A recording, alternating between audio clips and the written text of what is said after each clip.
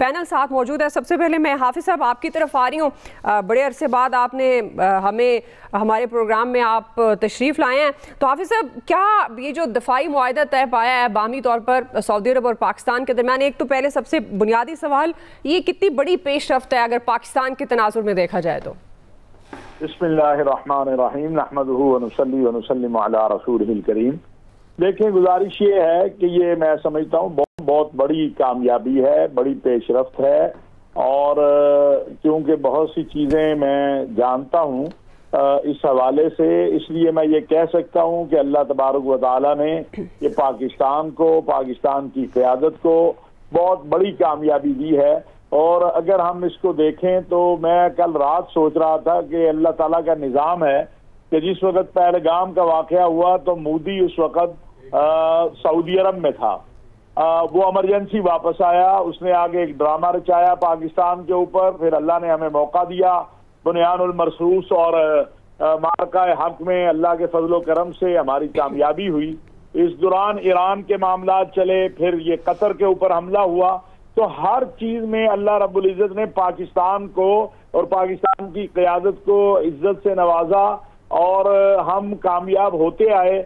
और कल रात जो कामयाबी अल्लाह तबारक व तआला ने ये इस उम्मत पूरी को दी है, मैं ये बात अर्ज करूंगा, ये सऊदी अरब और पाकिस्तान के दरमियान ये जो मुआहदा है, इसकी अगर आप इस्लामी दुनिया में इसकी आवाज़ सुने, इस्लामी दुनिया को देखें, सोशल मीडिया को देखें, तो पूरी दुनिया इस पर, इस्लामी दुनिया खुशी का इजहार कर रही है। फ़लस्तीनी, कश्मीरी, क्योंकि ये एक ऐसा एक कुव्वत वो है जिसको अल्लाह ने मुआशी तौर पर भी मजबूत रखा, और उसके पास हरमैन शरीफैन है जो मुसलमानों की वहदत और इत्तेहाद का मरकज है, उम्मत की क़यादत करता है वो मुल्क। और दूसरा मुल्क वो है जिसको अल्लाह तबारक व तआला ने एटमी कुव्वत से नवाजा, वो दिफाई एतबार से बहुत मजबूत है।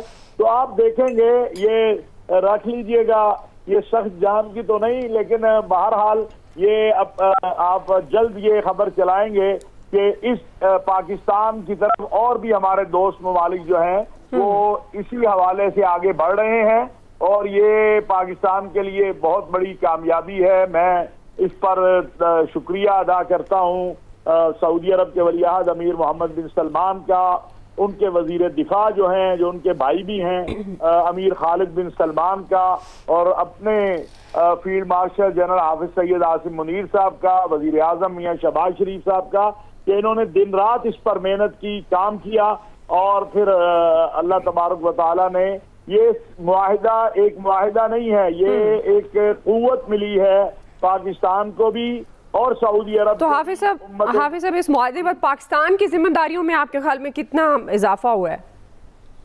मैं समझता हूं कि हम तो देखें, बतौर मुसलमान पाकिस्तान तो हर वक्त हर पाकिस्तानी जो है वो अर्ज़ हरमैन शरीफैन के दिफा, सलामती और इस्तेहकाम के लिए जो है वो तैयार रहता है। मैं आपको अपने मुल्क के एक सिपा सलार की बात बता देता हूँ।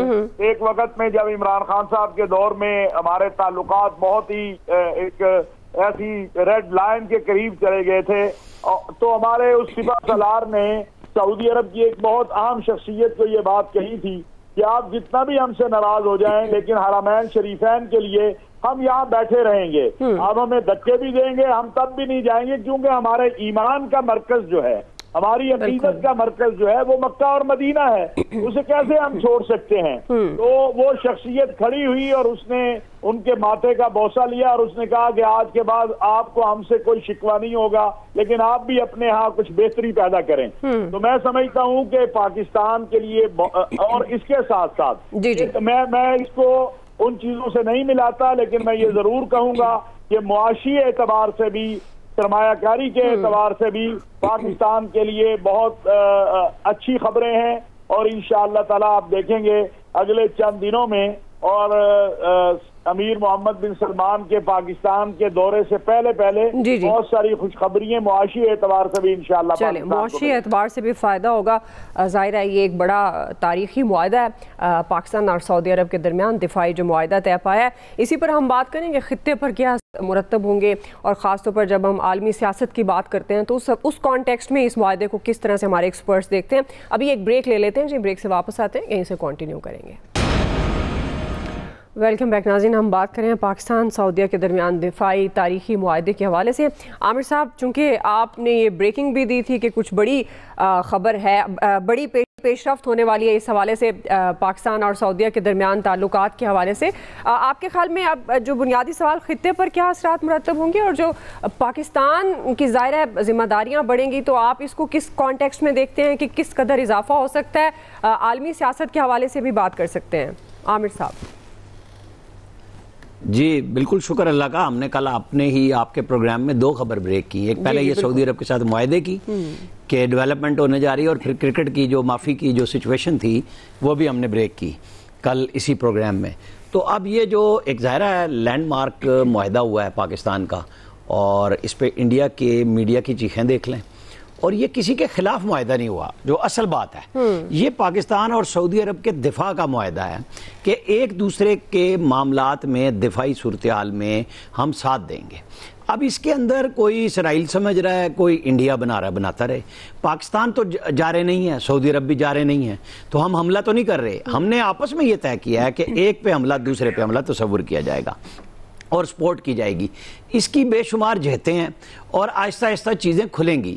یہاں یار لوگ جو ہیں، جو پاکستان سے باہر پاکستانی بیٹھے ہوئے ہیں، جنہیں پاکستان کے اندر کسی بھی اچھے قدم کی تکلیف ہوتی ہے، وہ کبھی یمن چلے جاتے ہیں اور کبھی ایران چلے جاتے ہیں. دیکھیں ایران کا کیا رد عمل ہے. ایران اور سعودی عرب اور پاکستان اس جنگ میں جو اسرائیل کے خلاف ہوئی، سارے ایک جگہ کھڑے تھے نا ایران کے ساتھ. سعودی عرب بھی کھڑا تھا، پاکستان بھی کھڑا تھا، اور بالکل ایک ہی صورتحال ہوئی، اور وہ چینج ہو چکی ہے سچویشن.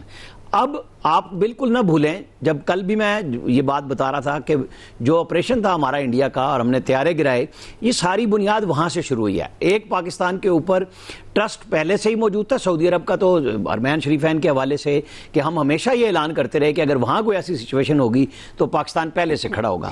اب ایک اوورال مملکت کے ساتھ ایک مملکت کا معاہدہ ہوا ہے، اور اس میں ہر چیز شامل ہو گئی بھی ہے کہ اگر وہاں کچھ ہوتا ہے، اب اگر کوئی اٹیک کرتا ہے تو پاکستان ذمہ داری لے گا، سعودی عرب پاکستان کی لے گا، کہ ہم کسی کے خلاف نہیں جا رہے.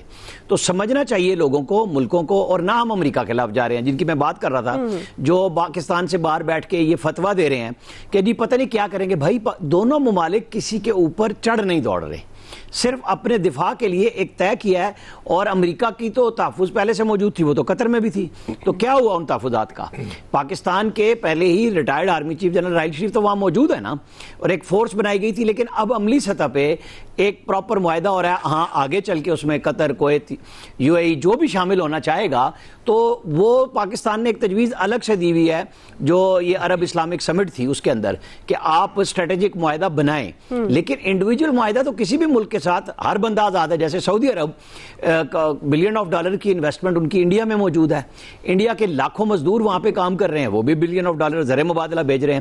تو پاکستان کو تو اس پہ اعتراض نہیں ہے. اسی طرح چاہ بہار کی بندرگاہ جب ایران کے ساتھ انڈیا نے بنا کے دی گوادر کے مقابلے میں، تو پاکستان نے تو کوئی پروٹیسٹ نہیں کیا. وہ ان 2 ملکوں کا آپس کا معاہدہ ہے، ہمیں اس پہ بھی اعتراض نہیں ہے. ہم کیوں کریں اعتراض؟ اسی طرح ہمارے اوپر کوئی اعتراض نہیں کر سکتا. ہاں